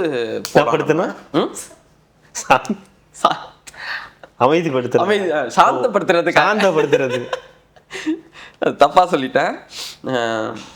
முதல்ல வந்து அது போன வாரம் செத்து போன சாந்திடா. சாந்தியா இதுல இந்த வடிவேல இருக்கு, யாரும் இறந்துட்டாங்க, அதுதான் பஸ்ஸுக்கு போக கூட காசு இல்லைன்னே. அது இல்ல, அந்த எம்டன் மகன்ல போயிட்டு எங்க அப்பா சூடா காப்பி கொடுத்தா கூட குடிக்க மாட்டேன், அவரை போய் வச்சு எரிச்சிட்டீங்களா? மூதேவி செல்ல பையனாண்டின்னு உங்க அப்பனை எரிச்சதாடா அங்க இருக்கு. இது போன வாரம் நேற்று இறந்து போனாலே சாந்தி அதோட தூக்கு போட்டு அவன் நெஞ்சில் அடிச்சுப்பாரு. அந்த மாதிரி இப்பயும் நெஞ்சில தான் அடிச்சுட்டு இருக்காங்க. ஃபர்ஸ்ட் இனிமையா வந்து ஆரம்பிப்போம். சதிவதனி ஃபயர் விடுறாங்க, பிளாஸ்ட்ன்றாங்க, கதறுன்றாங்க. நல்லா இருங்க, மகிழ்ச்சியோடு இருங்க. வெற்றி வாய்ப்பை இழந்து விட்டோம், அவ்வளவு மன வருத்தம். தீகாக்காரவங்க பகுத்தறிவாளர்களுக்கெல்லாம் தோல்வி அழுகையை தருமான்னு தெரிஞ்சதே எங்களுக்கு அப்போதான். ஃபோன் பண்ணி அண்ணா அவர்கிட்ட வருத்தப்படாதீங்கன்னு சொல்லவும் முடியாது, அவர் தெம்பா பேசுறாரு. தயங்கி கூப்பிடுறேன், நாளைக்கு கூலிங் வாட்டர் வைக்கிறோமா, அந்த நிகழ்ச்சிக்கு தான் ஏற்பாடு பண்ணிக்கிட்டு இருக்கேன் அப்படின்னாரு. எனக்கு ஆச்சரியமாலாம் இல்லைங்க. அவர் ஹிஸ்டரி அதுக்கு காரணம் என்னன்னா, வெற்றி வாய்ப்பை இழந்த அடுத்த நாள் மாலை போய் கொளத்தூரில் மக்களை சந்தித்தவர் முத்துவேல். எவ்வளவுதான் பண்ணுவீங்க? சரி பண்ணுங்க, பார்த்துக்கலாம். கஷ்டமா தான் இருக்குது, நான் அழதான் செய்யறேன், நான் அழுகிறேன் பாருங்க அப்படின்னு அழுது. திகாக்காரங்களுக்கும் திமுக காரங்களுக்கும் கண்ணில் கண்ணீர் வரும்ன்றது நாங்கள் அன்னைக்கு தான் பார்த்துக்கிட்டீங்க. இருந்தாலும் சரி, அண்ணனுக்கு ஃபோன் பண்ணி ஆறுதல் சொல்லலாம்னு ஃபோன் பண்ணா அண்ணன் சொல்றாரு அடுத்த நாள் கூலிங் வாட்டர் வைக்க போறோமா. அது என்ன புரியல, என்ன கூலிங் வாட்டரு? ஆசுவாசப்படுத்துறது, தண்ணியா, நீர் அந்த இதுவா, அது வைக்கிறதுக்கு போறோம். அதனால வந்துருங்க. கூலிங் வாட்டர்னா பெருசா ஒன்றும் இல்லை, பானையில தண்ணி ஊற்றி வச்சிருப்போம், அவ்வளோதான் இருக்கு. ஓ, அதுதான் கூலிங் வாட்டரா? நான் கூட யோசிச்சுட்டு இருக்கேன், என்ன கூலிங் வாட்டர்ன்றாங்களே என்னன்னு. அப்பலன்னா இந்த அமுக்கி குடிப்போம்ல இந்த. இல்லையா, அதெல்லாம் உடனே நீங்க அதெல்லாம் நம்ம ஊர்ல ஹைடெக் அது மாதிரிலாம் வச்சுட்டா. அப்ப என்ன திராவிட மாடல் நீங்க சொன்னது நடக்கலையா? ஒரு மாடல் ஆச்சுலயே இது நடக்காது. நீங்க சொன்னதுதான் பழைய டைப். பானை தான், பானைக்கு கீழே மண்ணுக்கு மேல பானை, பானையில தண்ணி, ஒரு நாளைக்கு அதுக்கு ஒரு 2 மீட்டருக்கு சங்கிலி. அந்த சங்கிலி அதை திருடிட்டு போயிடக்கூடாதுன்னு அது பானையிலே கட்டி வச்சிருப்பாங்க. ஊர் மக்கள் இதை விட யாரும் அசிங்கப்படுத்த முடியாது. ஆனா நம்ம ஆளுங்களும் அது இது பண்றது கிடையாது. திடீர்னு பாப்பான், சரி எடுத்துட்டு போவோம், வீட்டுக்கு எடுத்துட்டு போகணும், அதையும் எடுத்துட்டு போயிடுவான் போல. அந்த மாதிரி இருக்கு. அதுல வச்சிருப்பாங்க போல. அது சொன்னாங்க. இப்படிதான் இருக்கும். கதறணும், கத்தணும், ஃபேக் நியூஸ் போடணும். அதுக்கப்புறம் நாங்க தான் எதிர்கட்சி, எங்களை அடிச்சுக்க ஆளே கிடையாது அப்படின்லாம் நான் அந்த கட்சியில இல்லைல்ல, அதனால நான் அப்படிதான் இருப்பேன். எனக்கு ஏதாவது கட்சி இருந்து அந்த கட்சியில இருந்தா பரவாயில்ல, நான் ஒரு கழகத்துல இயக்கத்துல தானே இருக்கேன். ஆனா என்னோட இயக்கம் இவங்களுக்கு தான் சப்போர்ட். நான் இருக்கிறது தான் திகா, ஆனா நான் பேசுறது எல்லாம் திமுக. ஓகேங்களா? நான் இருக்கிறது ஒரு இயக்கமா இருக்கலாம், 1000 இருக்கலாம். நான் பேச வேண்டிய விஷயங்கள் வேறையா இருக்கலாம். ஆனா நான் முழுக்க இவங்களுக்கு ஆதரவா தான் இருப்பேன்னு பேசுவாங்க. இதுதான் கதறணும், கத்தணும், புலம்பணும், அழுகணும், தோத்துட்டாங்கன்னு 5 வருஷத்துக்கு பேசணும். இந்த 3 மாசம் 6 மாசம் கதைலாம் இருக்குல்ல, இதெல்லாம் உங்களை நீங்க சாந்தப்படுத்திக்கிறதுக்கு 6 மாசம் தான். ஓகே, 1 மாசம் தாண்டியாச்சு, அடுத்த மாசம் அது ஸ்டார்ட் ஆயிடுச்சு. அப்படியே போயிட்டே இருக்கும். அப்புறம் உங்களுடைய அழுகை குரல் அதிகரிக்க ஆரம்பிக்கும். அழுதுகிட்டே இருங்க, ஒன்றும் பண்ண முடியாது. இந்த இளம் பத்திரிகையாளர் ஒருத்தர் பேசுவார்ல, அவர் பெருமையா எல்லாம் பேசிக்குவாரு. ஃபர்ஸ்ட் உதயநிதிக்கு எலிவேஷன் கொடுத்தாரு. ஆமா, முடிஞ்சு. அடுத்து எடப்பாடிய சும்மா நினைக்காதீங்க, அவர் வேற மாதிரி அப்படின்னாங்க. முடிஞ்சு. ரஜினிகாந்த் ஐயா நீங்க என்ன சாதாரணமா நினைச்சீங்க, நாளைக்கு நினைச்சவரு ஜனாதிபதி அப்படின்னாரு. முடிஞ்சு. அண்ணாமலை ரூட் எடுத்திருக்காரு. எனக்கு என்னவோ உன் மேலதான் சந்தேகமா இருக்கு. அவர்தான் ரூட் மாப்பியா. எனக்கு என்னவோ அதான் தோணுது. ஒவ்வொருத்தரா இந்த மாதிரி சொல்லி காலி பண்றதுல இப்ப அண்ணாமலை சொல்லியிருக்காரு. அண்ணாமலை மேல மட்டும் தம்பி பார்வை ஏதாவது அந்த சைடு ஏதாவது திரும்பிச்சுன்னு வைங்க, அந்த கண்ணை தோணு சுற்று, அது கூட பரவாயில்ல. அண்ணாமலை ஜனகராஜ் எனக்கு என்னவோ அந்த மாதிரி தான் தோணுது. 3 பேரை முடிச்சாச்சுங்க ஒரே எலெக்ஷன்ல. அவரால 3 பேர் காலி. அண்ணாமலை கதை தட்டிட்டு இருக்குது இந்த பேய். அண்ணாமலை நோக்கி நகர்ந்திருக்காருன்னா அப்போ எனக்கு என்னவோ இவங்களுடைய ஒரு இதுவாக தான் இருப்பாரோ, இல்லை இவங்க மேல அந்த இது வச்சுக்கிட்டு சும்மா இது பண்றாரோன்ற ஒரு எண்ணம் வந்து எனக்கு இருக்கு. அதனால அண்ணாமலை அவர்கள் உஷாரா இருக்கணும். அண்ணாமலை அவர்களும் அண்ணாமலை அவர்களுடைய தொண்டர்களும் கொஞ்சம் உஷாரா இருக்காங்க. ஸ்டாலின் உதயநிதி மோஸ்ட் ஷார்ப்பர் தென் உதயநிதி ஓவர். எடப்பாடி நீங்க எல்லாரும் அண்டர் எஸ்டிமேட் பண்ணிட்டு இருக்கீங்க. அவர் வந்து களத்தில் இருக்கக்கூடிய ஒரு அரசியல்வாதி. 47 தொகுதி ஓவர். ரஜினிகாந்த் ஐயா ஜனாதிபதி. அவர் நினைச்சாருன்னா நாளைக்கு காலைல ஜனாதிபதி. ஜனாதிபதி என்னுடைய போட்டோவை யாரும் தவறாக பயன்படுத்தக்கூடாது. எந்த அமைப்போ எந்த இயக்கமோ பயன்படுத்தக்கூடாது. ஓவர். நான் 2001 வந்திருந்தா நான் வந்து ஜெயிச்சிருப்பேன். புலம்ப விட்டாங்க. ஓவர். அண்ணாமலை பார்த்துருந்துக்கப்பா. அதனால வந்து பாத்துக்குங்க. வன்மத்துல எல்லாம் சொல்லலைங்க, இதுல கணிச்சதுல ஒரு அப்படிதான் இருக்கு. அதனால சொல்றேன். தீர்க்கதரிசிங்க. ஆமா. எதுலன்னு தெரியல. தீர்க்கதரிசி தான். எதுலன்னு தெரியல. முடிச்சு விடுறது இல்லை தீர்க்கதரிசி அப்படின்னு வந்து சொல்லலாம். அப்புறம் என்ன பண்ணிருக்காங்கன்னா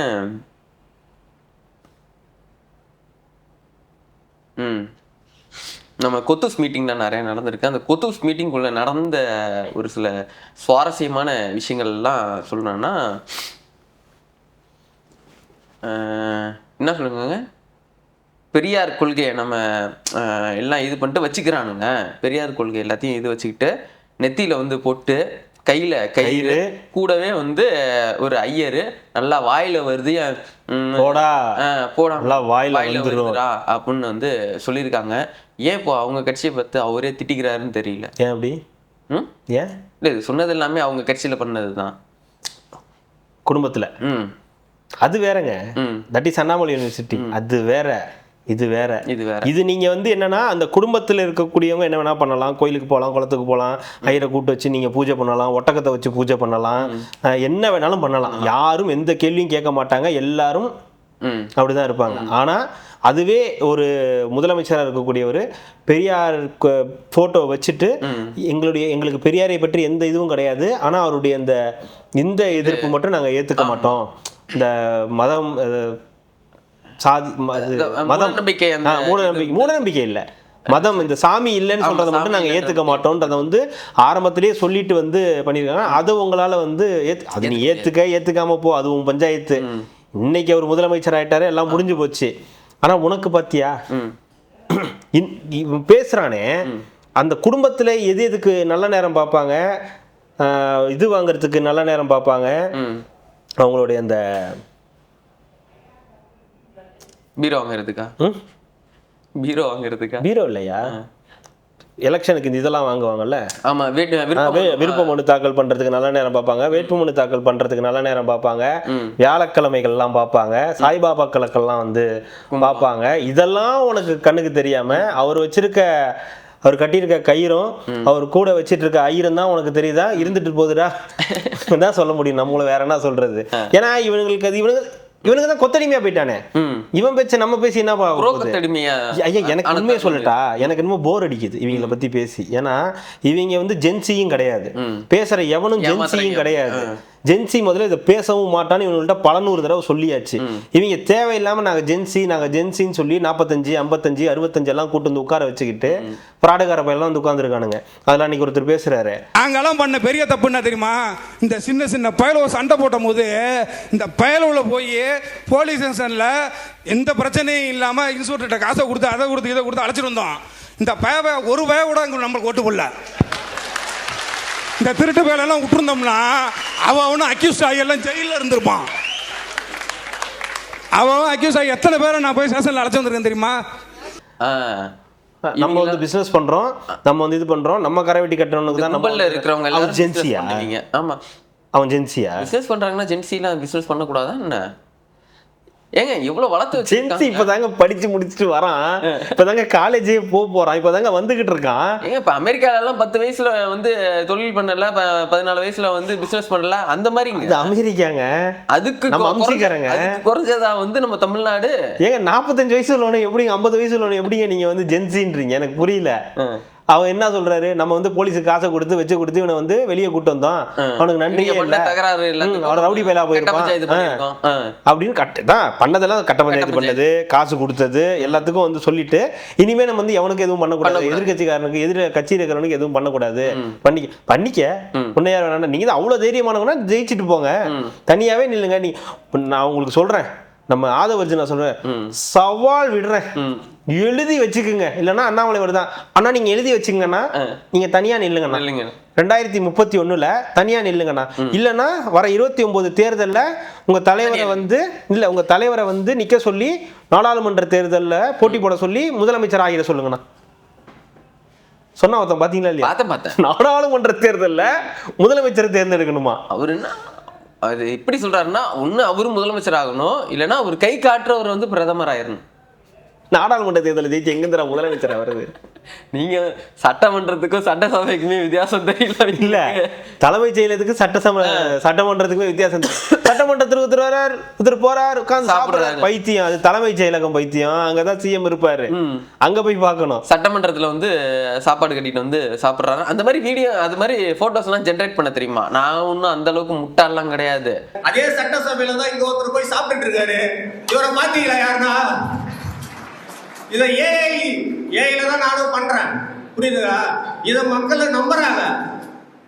ஏதாவது டவுட் இருக்கா, அதை பிச்சு பேசுறாம நாங்க பண்ணிருக்கோம். இந்த எங்களுக்கும் பண்ண தெரியும், அதை காட்டுறதுக்காக தான் உங்ககிட்ட சொல்றேன். இங்க நாங்களும் படிச்சவங்க தான், எங்களுக்கும் இந்த மாதிரிலாம் இமேஜஸ் எல்லாம் கிரியேட் பண்ண தெரியும் அப்படின்னு இருக்காங்க. உங்களுக்கு அடிமையா தான் இருக்க தெரியும், வேற எதுவும் தெரியாது. அதை தவிர உங்களுக்கு எதனா தெரியுமா? ஒருத்தன் சொல்றான் கட்ட பஞ்சாயத்து பண்ணலான்றான், ஒருத்தன் என்னது சட்டமன்றம் தலைமைச் செயலகம்னு ஒருத்தன் வந்து, இன்னொருத்தன் அதை விடலாம் டாப்பா போயிட்டான். நோ தௌலத்தா சொல்றேன், நான் தௌலத்தா சொல்றேன்னா திமுரா தௌலத்தா சொல்றேன். நோ உதயநாத் தம்பினானா, உதயநாத் தம்பி நானு அப்படின்ற. இப்ப என்ன பஞ்சாயத்து உனக்கு? உதயநாத் தம்பினா அங்க இப்ப என்ன பண்ணணும்? ஏதாவது உதயநாத் தம்பினா என்ன பண்ணணும்? பயம்.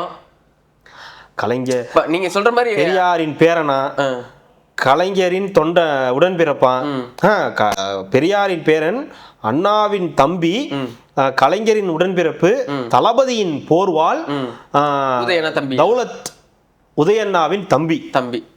இதுல என்னப்பா உனக்கு பெருமை? மற்றதெல்லாம் கூட ஏத்துக்கலாம், தளபதியின் போர்வால் வரைக்கும் நீ மன்னிச்சிடலாம், சரி போன்னு விட்டுறலாம். அது என்ன தௌலத் உதயண்ணாவின் தம்பி? நாளை பின்ன அதனால உதயண்ணாவின் தம்பி தான் சிக்குவீங்க. ஐயா இந்த பக்கம் ராஜன் வகையராயா, இந்த பக்கம் உதயண்ணா வகையரா, இனிமே அப்படிதான் இருக்க போகுது. நீங்க ஏதோ யாரோ சொன்னாங்க, அடுத்த முதலமைச்சர்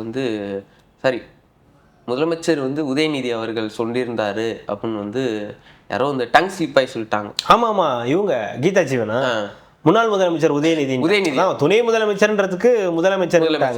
இது கேட்கும் போது அவங்க அப்பா மனசு இவ்வளவு கஷ்டப்படும். அது அவருக்கே அதான ஆசை, அப்புறம் அவருக்கு ஏன் கஷ்டப்படுது? அதெல்லாம் கஷ்டப்படாது. நீங்க இப்படி சொல்றீங்க. உதயண்ணா தம்பியை மட்டும் நம்ம பேசக்கூடாது, விஜயண்ணா தம்பி ஒருத்தர் இருக்காரு, மகேந்திரன், மாஸ்டர் மகேந்திரன். அந்த படத்துல நடிக்க வச்சது தப்பா போயிருச்சு. இல்ல நல்ல ஆக்டர் தான், ஏன் இந்த மாதிரிலாம் பேசுறாருன்னு தெரியல.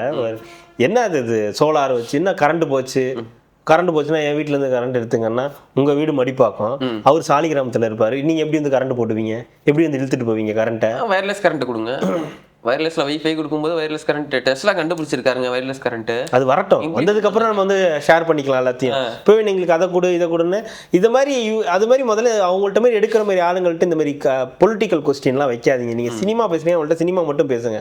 அவங்கள்ட்ட போய் பொலிட்டிக்கல் கொஸ்டின் வச்சு இன்னைக்கு பாருங்க ஒரு ட்ரோல் மெட்டீரியலாக அவர் வந்து மாறிட்டு இருக்காரு. நான் வந்து சோலார்ல இருந்து எடுத்து நான் அவருக்கு மோட்டர் செஞ்சு எனக்கு ஒரு ஃபேன் செஞ்சுக்க தெரியும் அப்படின்னு அவர் வந்து எக்ஸ்ட்ராடினரியா வந்து பேசுறாரு. நம்ம உதயண்ணா தம்பியையும் ஏத்துக்க முடியல, விஜயண்ணா தம்பி ஏத்துக்க முடியல, எல்லாம் ஒரே ரகமா வந்து இந்த மாதிரி ஆட்களை என்ன பண்றதுன்னே வந்து தெரியல. விஜயண்ணா தம்பியாவது திருத்திடலாம், உதயண்ணா தம்பியை திருத்த முடியும்னு எனக்கு தோணல. ரொம்ப ஆழமா போயிட்டு இருக்கு, அதை எடுத்து திருத்த முடியுன்றது நம்பிக்கை இல்லை. நீங்க வந்து நம்ம இவங்க நியூட்ரிஷனிஸ்ட் கரெக்டா சொல்லுவோம். நான்லாம் ஒரு நாளைக்கு 10 தடவை பாத்ரூம்ல சொல்லிடுறேன் நியூட்ரிஷனிஸ்ட். குளிக்கும் போது சொல்லி பார்த்துக்கிறது அந்த டைமுக்கு கொஞ்சம் அந்த இதாக இருக்கும், ஃப்ரெஷ்ஷாக இருக்கும், நியூட்ரிஷனிஸ்ட் அப்படின்னு தெளிவாக சொல்ல ஆரம்பிச்சிட்டு வந்து நான் இப்படி பேசிட்டு போனதுக்கப்புறம் உங்கள் அடியால் நாளைக்கு அவரோட சோஷியல் மீடியா மாஃபியாவை வச்சு என்னை ரொம்ப கேவலமாக பேசுவார். அவர் என்னை என்ன வேணாம் பண்ணலாம். ஆளுங்கட்சியாக இருந்தப்போ என்னோட அட்ரஸ் கொடுத்தேன், அவர் மறந்துருக்கலாம். உதய் அண்ணா அவர்களை போய் பார்த்துருக்காங்களாம். உதய் சார் தான், அண்ணாலாம் வராதுல்ல உங்களுக்கு? உதய் அண்ணா தான். உதய் அண்ணா தானே போய் பார்த்துருக்கேன். முன்னாடி துணை முதலமைச்சர் உதயநிதி சார்னாங்க, இப்போ ஏதோ சொல்லிட்டு இருக்காங்க. போய் பார்த்துருக்கேன். தோத்ததுக்கு அப்புறம் நான் போய் பார்த்தேன். வெறுப்பே, ரொம்ப எனர்ஜியா இருக்காரு. தோத்துதல் என்ன ரொம்ப எனர்ஜியா இருக்கு. ஆமா, இனிமே அந்த வேலை இல்லைல்ல, அதனால வேலை கொடுத்தாதான் நம்மளுக்கு வந்து இல்ல. முன்னாடினா வேலை செய்யணும், எந்திரிக்கணும், போகணும், கேட்பாங்க என்ன பண்ற ஏது பண்ற, தொகுதியில் என்ன நடக்குதுன்னு பாத்தியா வச்சியா, நீ ஒரு துணை முதலமைச்சர் உனக்கு ஞாபகம் இருக்கா இல்லையான்னு ஏதாவது கேட்டிருப்பாங்க. அந்த ஏதாவது செய்யணும், தொகுதிக்கும் வேலை செய்யணும், துணை முதலமைச்சராகவும் வேலை செய்யணும், நம்மலாம் கேள்வி கேட்போம், என்ன பண்ணீங்க அதை பண்ணீங்களா இதை பண்ணீங்களா. இப்போ அந்த பிரச்சனை இல்லைல்ல, இப்போ நம்ம தானே கேள்வி கேட்க போறோம். அதனால எப்ப வேணாலும் எந்திரிக்கலாம், போகலாம், வரலாம், யார வேணாலும் மீட் பண்ணலாம், ஜாலியா இருக்கலாம், ஃப்ரெண்ட்ஸை கூப்பிட்டு வந்து நீங்க 10 times மோர் எனர்ஜியா இருக்காங்களாமே. அப்படிதான் இருக்கும். தோத்துட்டு அப்படிதான் வரும் அது. அப்பாடா ஃப்ரீயா. இப்போ நீங்க சண்டே எப்படி இருக்கும் நமக்கு, ஒரு எனர்ஜியா இருப்போம்ல, காலையில எந்திரிச்சோன்னா. இப்போ சாட்டர்டே நைட் ஒரு வைபிள் இருப்போம், அது வேற. தட் இஸ் அது வேற ரீசன், அதை விட்டுருங்க. மண்டே சண்டே சொல்றேன், சண்டே ஒரு மாதிரி இருக்கும்ல. அவர் அப்போ முன்னாடி இருந்தது மண்டே மார்னிங்ல இருந்திருப்பாரு, நாங்க சண்டே எனர்ஜியில இருக்கிறது வேற மாதிரி. காலையில எந்திரிக்கலாம், உங்க டைமுக்கு நீங்க எந்திரிக்கலாம், ஜாலியா இருக்கலாம், ஒரு 10-11 மணி வரைக்கும் அப்படியே ஃப்ரீயாக உட்காந்து இருக்கலாம். அதுக்கப்புறம் நீங்கள் ஜாலியாக இருக்கலாம். ஆனால் சண்டே ஈவினிங் ஒரு மாதிரி ஆக ஆரம்பிச்சேன். நாடாது நாளைக்கு காலைல மண்டேவா, டேரெக்டாக டியூஸ்டே வரக்கூடாதா அப்படி டிக்ளேர் பண்ணிட்டாங்களா?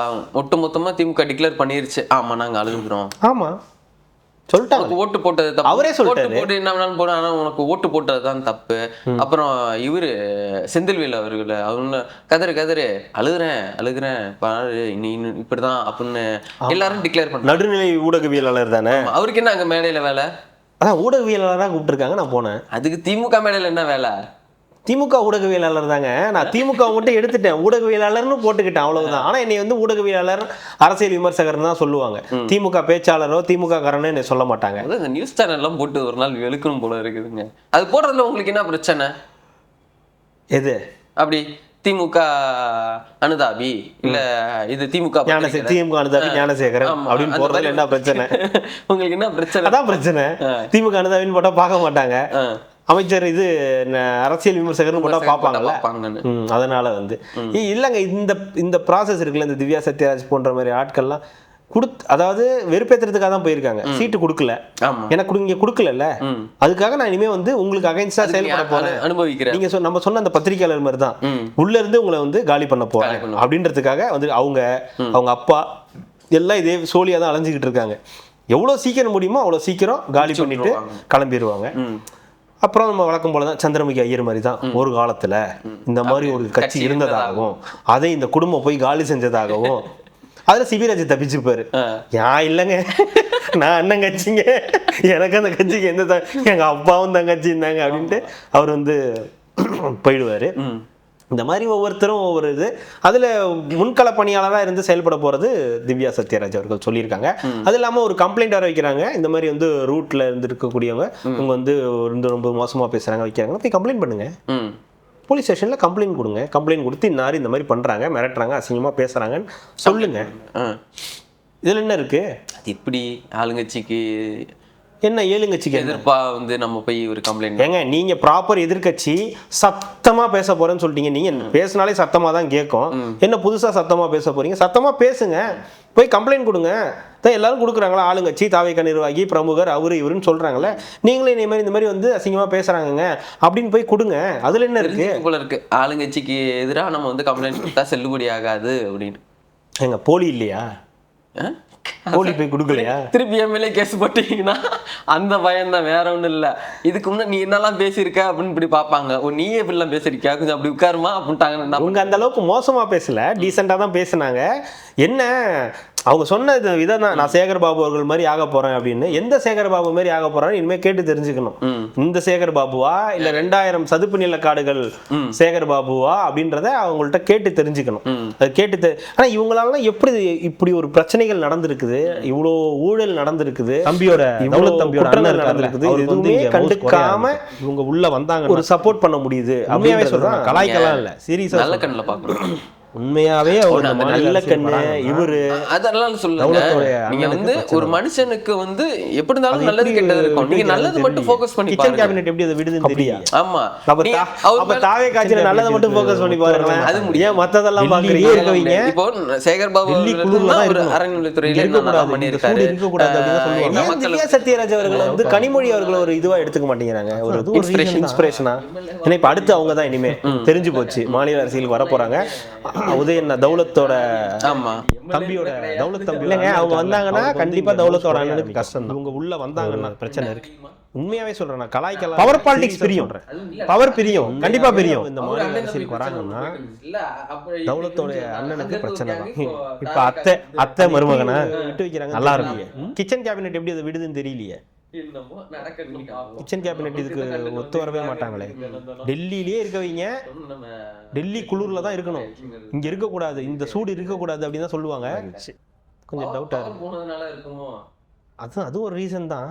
எம்எல்ஏவா கூட இல்லையா பண்ணீங்க, நீ நம்ம சொன்னா எதுவுமே போறது கிடையாது. நானாவது எம்பியா இருக்கேன், நீ எம்எல்ஏ கூட கிடையாது. இல்லைங்க, அவங்க வந்தாங்கன்னா கண்டிப்பா தௌலத்தோட அண்ணனுக்கு கஷ்டம் தான்.